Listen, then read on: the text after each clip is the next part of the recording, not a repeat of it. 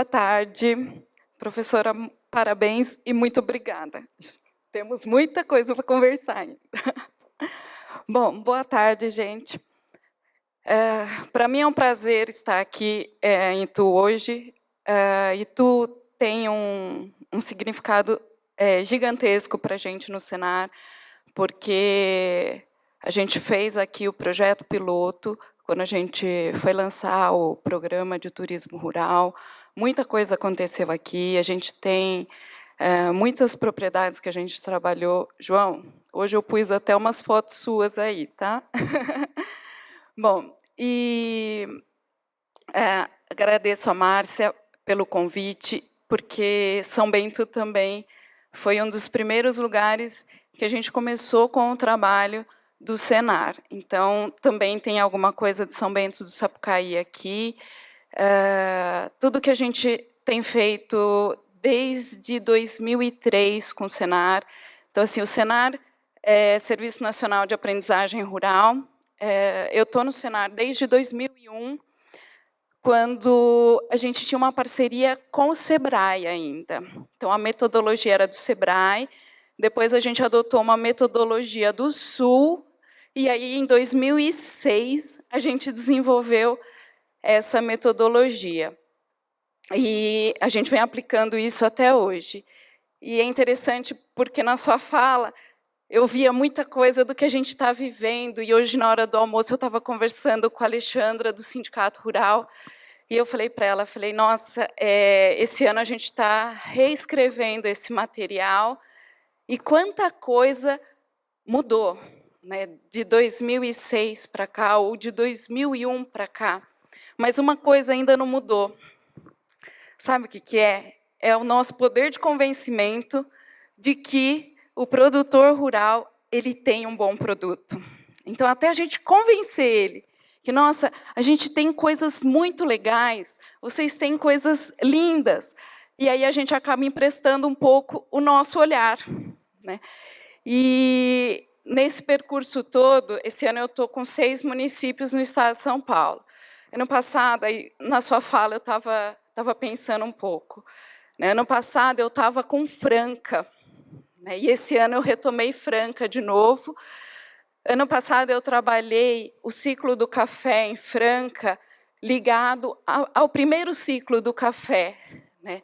Então, um dos festivais, a gente fez a vivência do ciclo com o barão e com a baronesa do café. Então, teve toda essa parte da vivência do primeiro ciclo do café, com os imigrantes italianos e tudo mais, com a comida, com a gastronomia, ligadas a esse primeiro ciclo. E esse ano, eu fui para lá, e eles chegaram e falaram assim para mim, professora, a gente quer montar a Rota do Café. Falei, poxa, que legal, né? A gente já começou ano passado. Aí eu fui conhecer uma das propriedades. Ele trabalha com trade de café. E nisso, o que eles estão fazendo? Ele está montando uma estrutura para receber os compradores de café gourmet.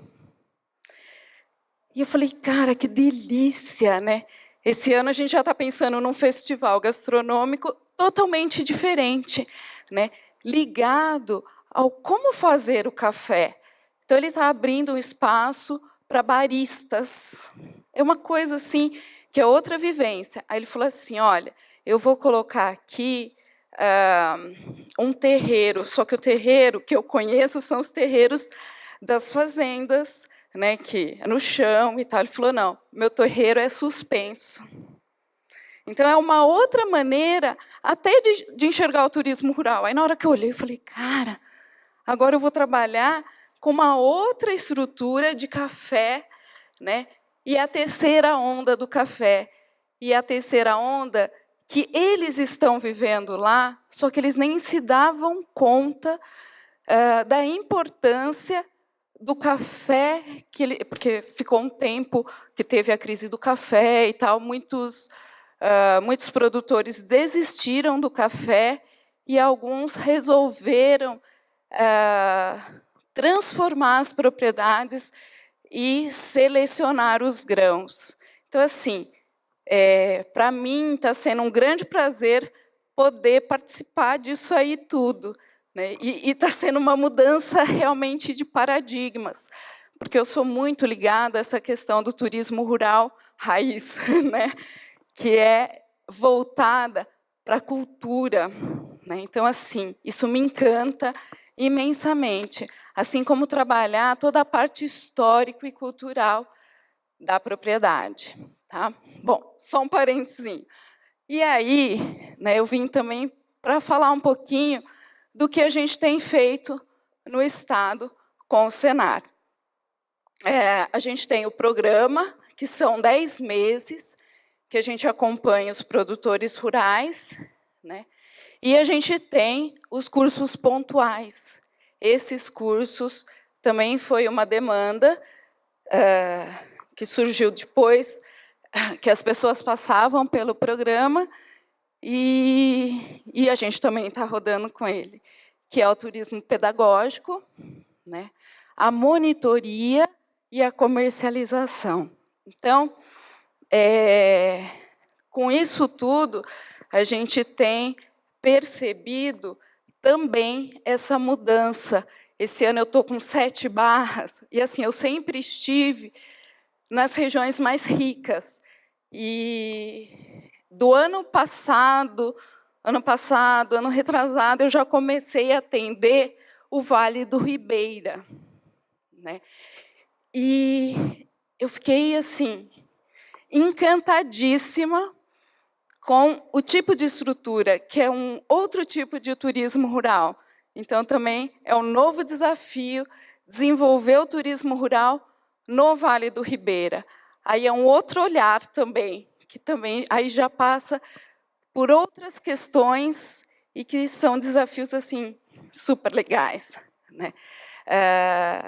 Trabalhar também, quando me chamaram para trabalhar turismo rural na Ilha Comprida, eu falei, ai, o que eu vou fazer agora nesse lugar, né? Na Ilha Comprida, aí o moço falou, ninguém quis pegar, você vem? Eu falei, eu vou, né? E o que eu vou fazer com vocês agora? Aí, quando eu fui percebendo a dinâmica, eu falei, gente, o caiçara é igualzinho o caipira, né? Ele também não valoriza o produto dele. Vocês acreditam? Da gente comprar o camarão assim, o cara fala assim, isso aí, pode levar. Que o caipira ele faz isso com a gente, né?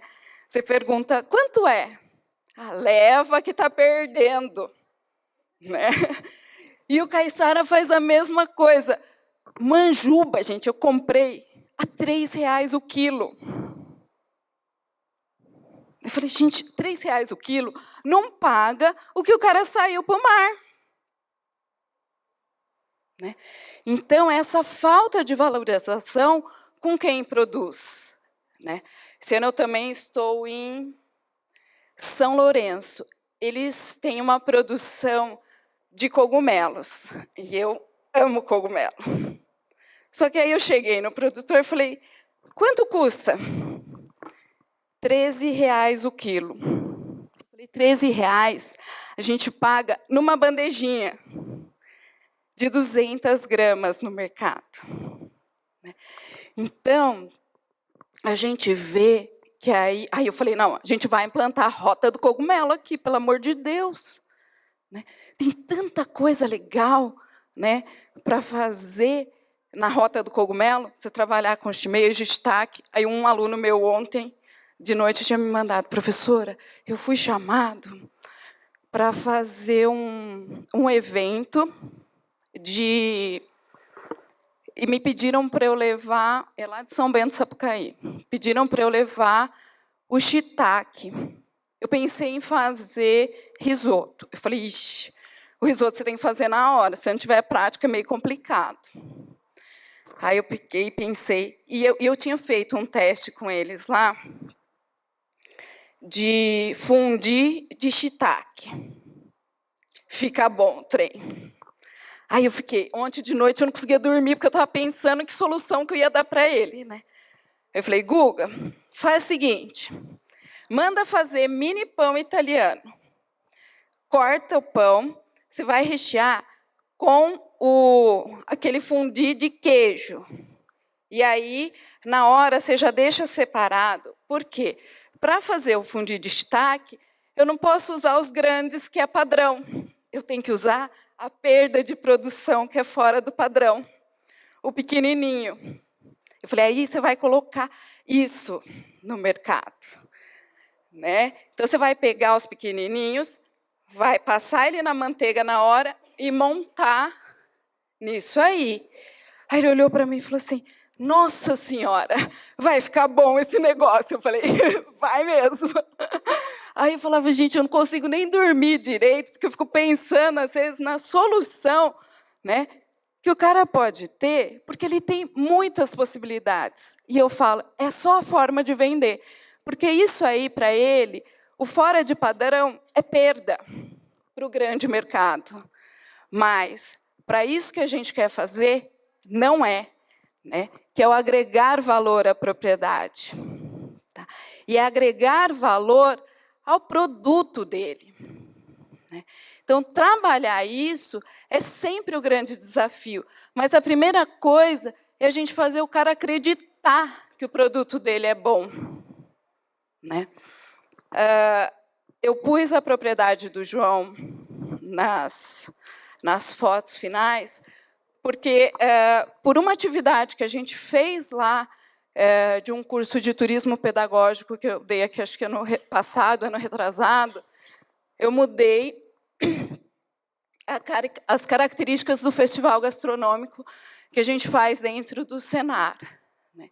Tomei mó bronca na época, tive que justificar porque que eu tinha feito, né, uma atividade prática, mas aí deu certo. E aí a gente mudou as características do nosso festival em função de uma atividade que a gente fez aqui em Itu. Tudo bem? Deixa eu ir lá, porque eu tenho que passar, né?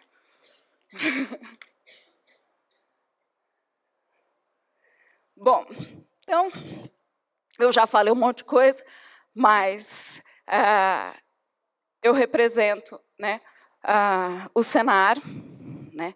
Aqui a gente tem a doutora Adriana, que pode viabilizar sempre a nossa vinda com a Alexandra, né? Super parceiras nossas, que são do Sindicato Rural. Então, a gente trabalha, o Senar trabalha, né, com o recurso da FAESP e faz a parceria com o Sindicato Rural, né? Ou com o Sindicato dos Trabalhadores, ou até mesmo com a Prefeitura.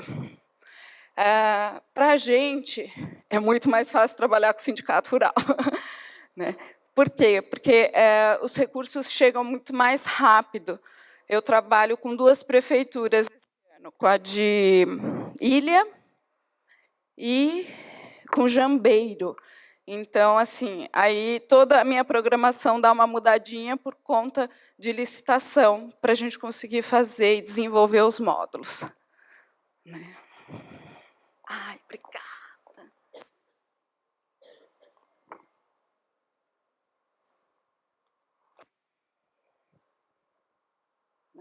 Bom, e aí, né, dentro do turismo rural, quando a gente estava falando do conceito, né, e é o conceito que a gente segue, é o conceito do Ministério do Turismo, que também a gente fala assim, poxa vida, né, tem tanta coisa ainda que abarca, né, o turismo rural, né, mas eu gosto bastante também de trabalhar esse conceito e de aplicar esse conceito. Eu falo assim, não adianta nada se eu não aplicar com as pessoas o porquê disso tudo. Né? Então, o turismo rural é o conjunto de atividades turísticas desenvolvidas no meio rural. Então, isso já me dá uma abrangência gigantesca. Né? Que aí eu trabalho em todos os vales, Vale do Paraíba, Vale do Ribeira, trabalho Franca, né? Trabalhei ano passado num assentamento, que foi a primeira vez, e também no assentamento a gente teve uma...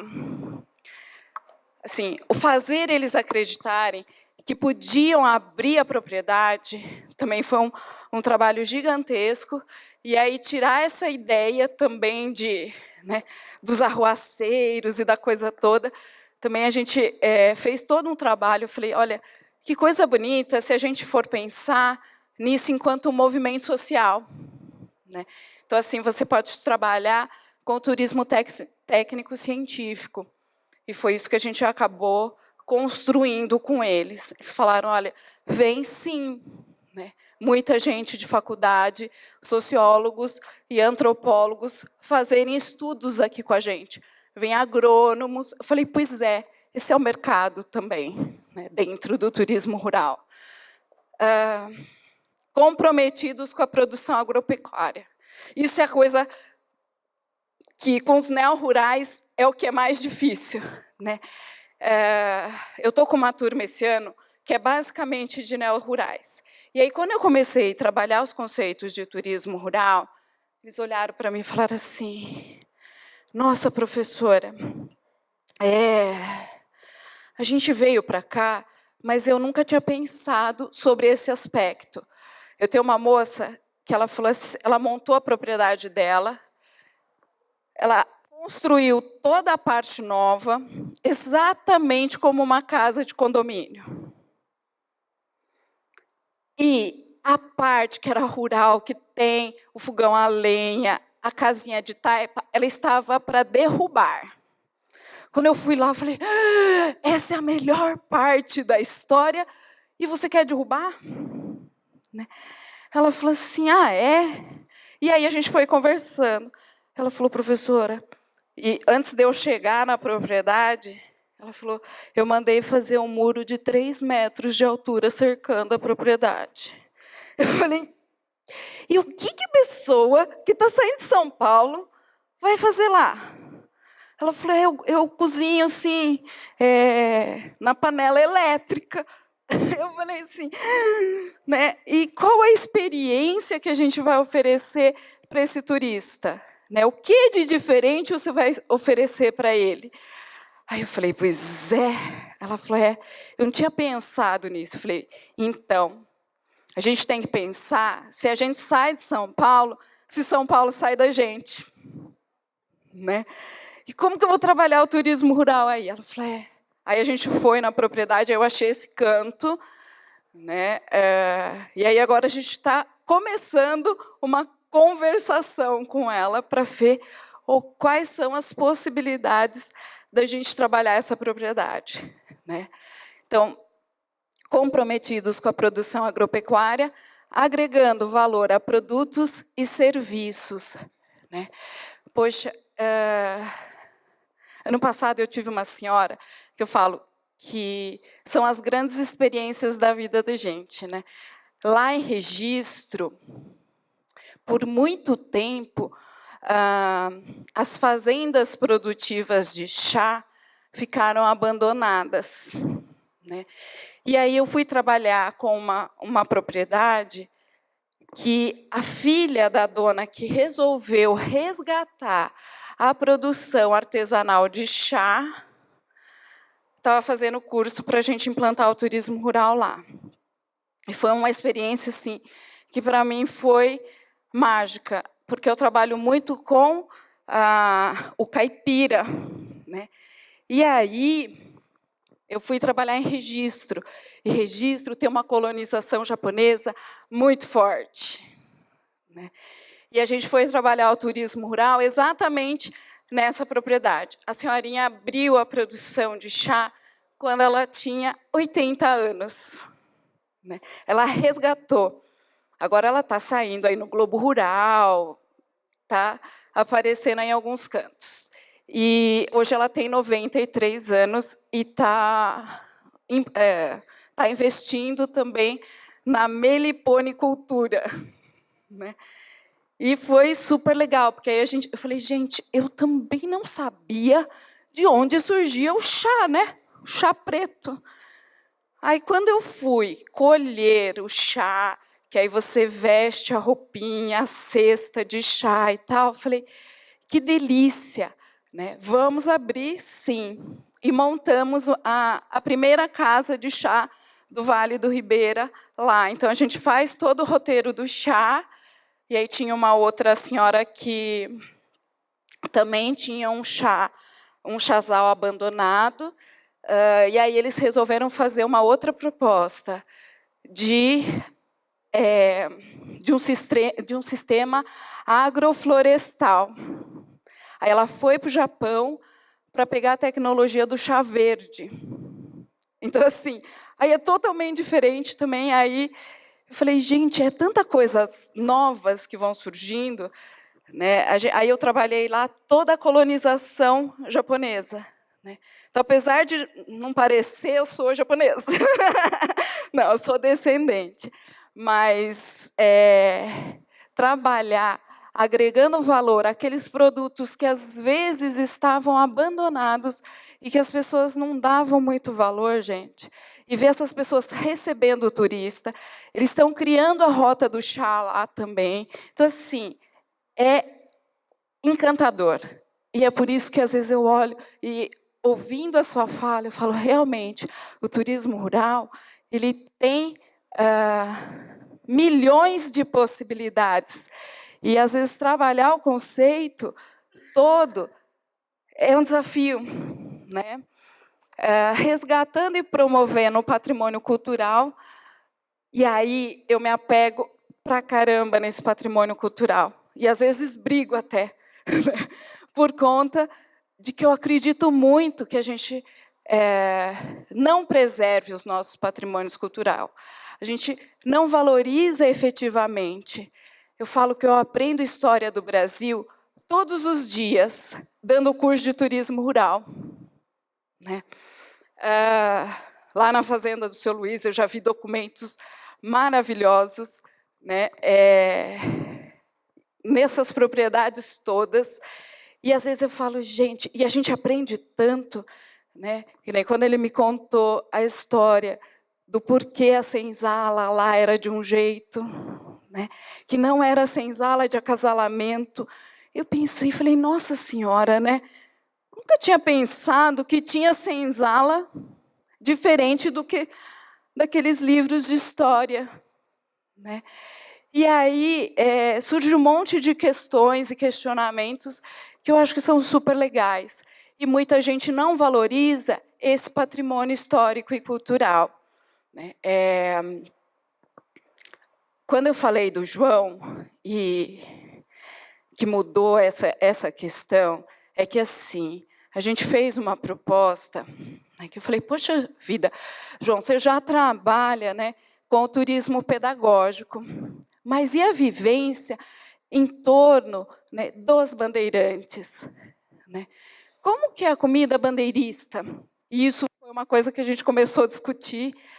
Aí ele começou a me falar, a comida bandeirista, Cíntia, tem que ser pastosa, né? Porque eles não tinham talheres, eles comiam com a mão, né? Eu falei, poxa, eu acredito tanto que comida é cultura. E por que a gente, quando recebe o turista, a gente não vende essa cultura, e essa forma, e essa vivência? Aí ele olhou para mim e pensou, acho que é louca, né? Não vou fazer isso, né, com o meu grupo de turista. Só que, assim, eu sou louca de verdade. Falei com a Alexandra, vamos fazer? Vamos. Vamos receber um grupo de escola. E aí o sindicato arrumou para mim uma escola, né? Eu tinha pensado até numa escola, que era a escola da minha filha, só que minha filha estuda numa escola Waldorf, que é antroposófica. Então, assim, para eles, até comer com a mão era tranquilo, né? Aí me levaram um grupo de uma escola do Anglo. O João tinha deixado, as cozinheiras fizeram, né, toda a comida bandeirista, porque eu tinha pedido. Só que depois eu entrei na cozinha, ele tinha escondido um monte de pacote de macarrão, porque ele ficou com medo das crianças não gostarem da comida bandeirista. De um monte, elas estavam preparadíssimas para fazer o macarrão. E ele está rindo e vermelho, porque é verdade, né, João? E aí, nessa história toda, a gente fez as vivências, e ele ia me enrolando assim, eu acho que ele ia pensando, não vai dar certo, não vai dar certo, não vai dar certo. Gente, aí a gente escolheu, né, fez o roteiro com as crianças todas, e eu falo, né, o turista, o que a gente precisa é ter a convicção do que a gente está fazendo e vender isso para o turista. Aí as crianças foram, e a gente foi contando a história de como os bandeirantes comiam, lavamos as mãos deles, né, com uma lavanda e tal, escolhemos uma sombra de árvore e eles comeram com a mão. A diretora da escola olhava e falava assim, eu não acredito. Ela filmou para levar para os pais, porque realmente ela não acreditava que aquelas crianças iam passar por essa vivência. E aí a gente foi juntando toda a comida, né, que voltava, porque eu queria ver se realmente essas crianças não tinham gostado da comida, e voltou muito pouco. Tá? Eles comeram, e tinha gente que repetiu. Né? Repetiu de comer paçoca de pilão, que nunca tinha comido. Né? Então, é tudo a forma com que a gente realmente vende a experiência turística. Tá? E o patrimônio cultural inclui essa vivência. Se eu tenho uma casa bandeirista, por que eu não vou fazer toda a vivência bandeirista? Tá? E aí isso mudou muito. Aí, ano passado, eu fiz um festival bandeirista em Guarulhos, porque lá a gente tem a primeira lavra de ouro do Brasil. Né?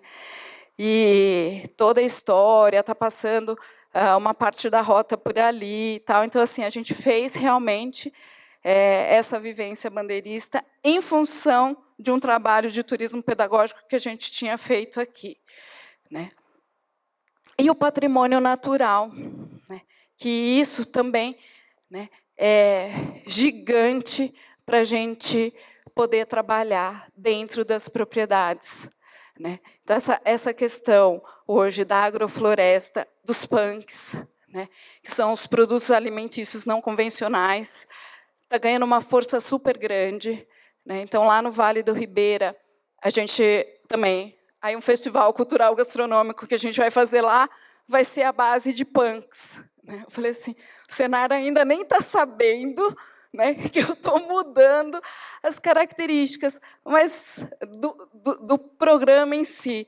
Né? Mas é para realmente a gente ver o que esse mercado está pedindo para a gente. Né? Certo? Cadê? Agora perdi. Ó. Eu perco tudo. Eu perdi o ponto. Bom, e aí, né, para a gente falar um pouquinho disso, eu trouxe isso aqui, para a gente começar a pensar, né, no que é isso do turismo rural, né, nas sociedades e nos valores que a gente está trabalhando com essas pessoas. Né. A gente vive há mais de 150 mil anos numa sociedade agrária. Né? E essa sociedade tinha valores diferentes, né? Que tem a ver com a afetividade. Né? Não que, antigamente, as pessoas faziam como hoje, de dizer eu te amo, né? Publicar coraçõezinhos e tudo mais.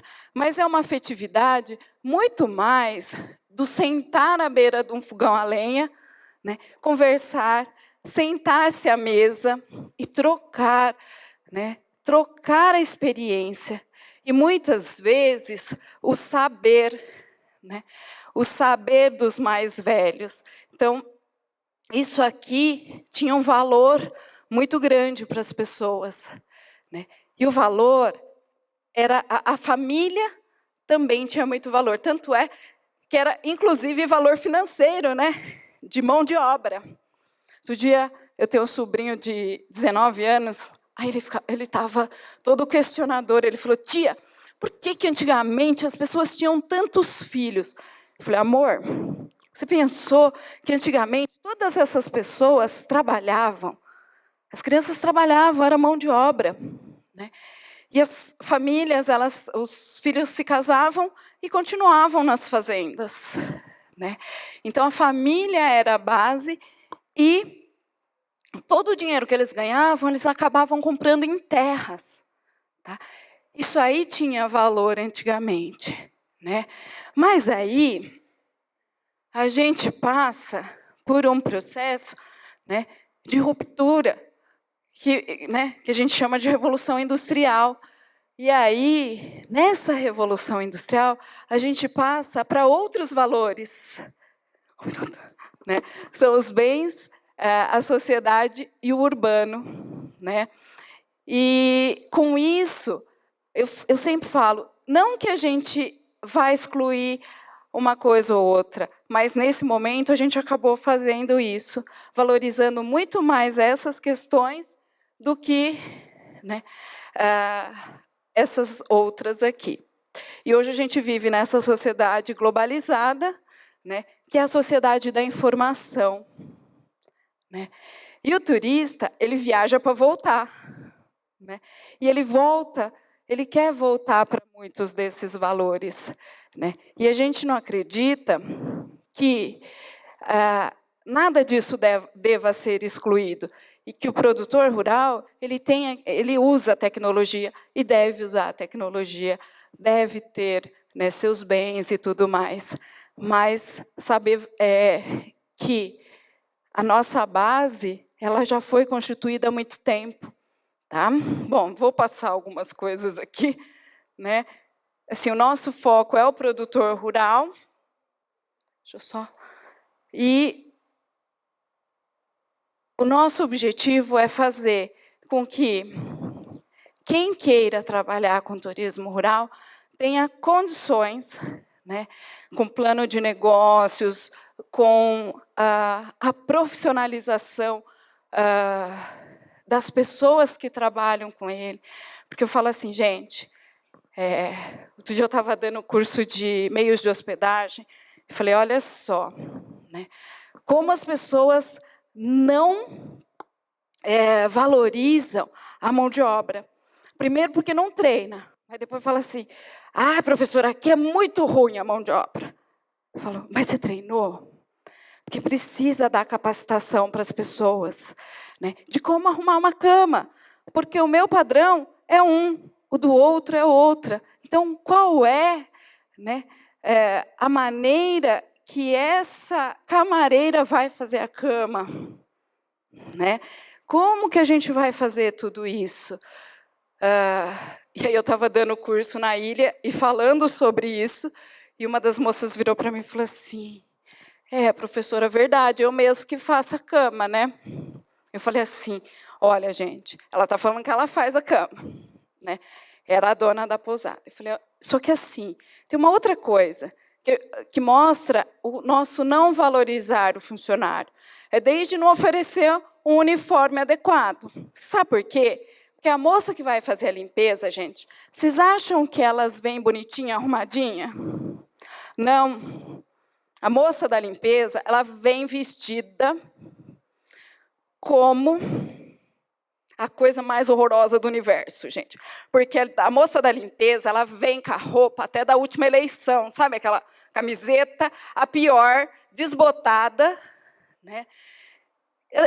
Como que ela vai atender bem o turista, gente? Se ela se sente o pior dos seres do universo, vestida daquele jeito, né? Então, eu tenho que pensar na capacitação dessas pessoas.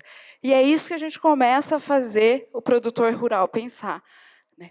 Como que ele capacita também a pessoa que trabalha lá com ele, né? Está acabando. Então, a gente tem, né, dentro do programa, 10 meses que a gente fica com o produtor, tá? São 10 módulos e também os nossos cursos pontuais de turismo pedagógico, monitoria, promoção e comercialização. Esse aqui foi o da Rosana. Essa menina de chapeuzinho preto, né? Então, eu trabalhei lá, ela já tinha tudo isso, monjolo, moinho, ela já recebeu o Olivier Anquet 2 vezes na propriedade dela para buscar o fubá, né? E ela recebe. E aí depois a gente conversa, eu conto um pouquinho mais dela.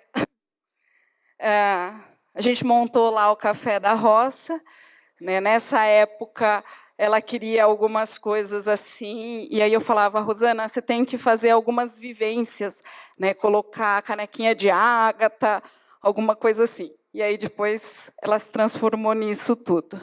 Essa daqui foi a Liz, que é o que eu falo, às vezes a pessoa tem o produto, né? É aqui em Itu. Essa senhora veio para sensibilização aqui e ela falava assim para mim, eu não sei, eu tenho uma quantidade de quartos, né? Não sei, eu quero trabalhar com turismo e não sei como viabilizar esses quartos. Só que o problema dela é que ela tinha quartos sem banheiros privativos. E eu falei, gente, como que eu vou resolver isso? E aí ela reclamava desse negócio que estava ali em cima, que ela já tinha dado para 5 pessoas e ninguém ia buscar. E ela queria tirar. E aí a gente fez uma ação lá, né, dentro de um planejamento. Eu perguntei para ela se ela era muito apegada ao gramado. Aí ela falou que não, que tudo bem. E a gente começou a trabalhar com turismo de eventos lá na propriedade. Aí ela mudou isso aí de lugar, né, transformou nesse gazebo e começou a receber casamentos. Tá? E aí, durante o processo todo, ela já foi fazendo isso aí. E esse aqui foi aquela vivência na casa do João, né? Que realmente a gente recebeu as crianças, aí depois, né, a gente comeu, eles lavamos as mãos, e aí eu trouxe um pouquinho disso aqui. Esse é o nosso trabalho. Gente, obrigada, desculpa.